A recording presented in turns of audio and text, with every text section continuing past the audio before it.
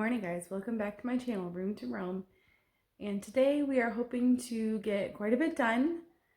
There's a lot to do, so a lot of working content and a lot less of me talking. But before we begin, there's this.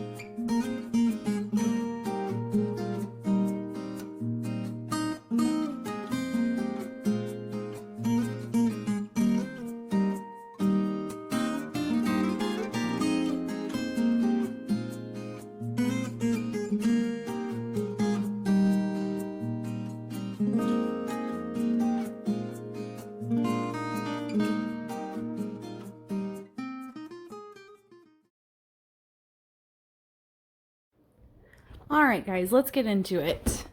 I did you the favor of putting the majority of the video into hyperlapse just because there was a lot of work that went into it. It took a lot of time, a lot more than I kind of anticipated.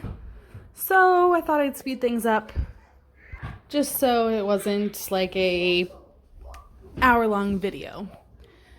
So as you can see, I went out to my campground and I took these boards. They were just 2-foot by 4-foot plywood boards, and I cut them into 6-inch strips with a circular saw.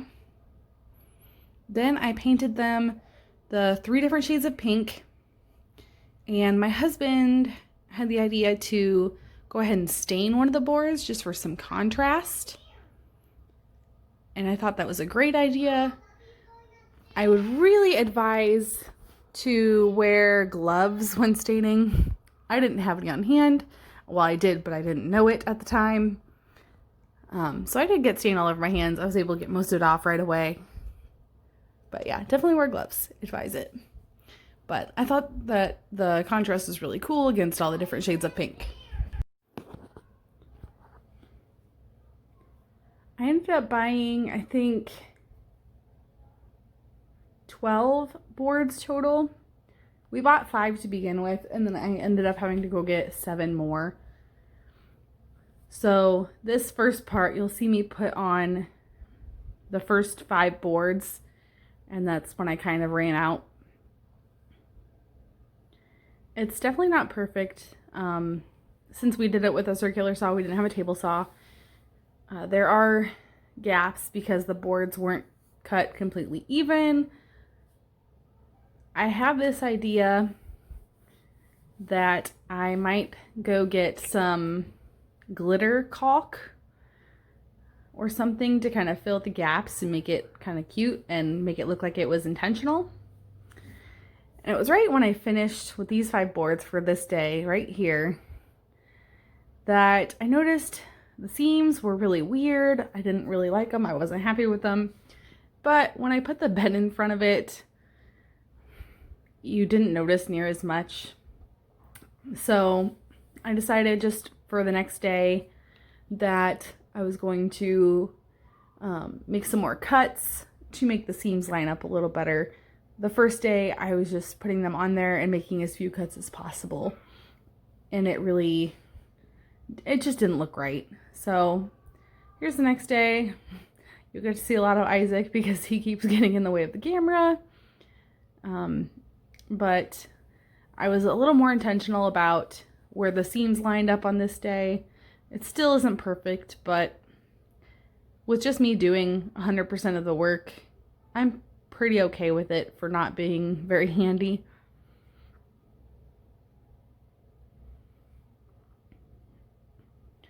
It was kind of a rough day with just me and Isaac here, and he really just wanted to get into everything. So it took a lot longer than I kind of thought, but the end result was definitely worth it, I think.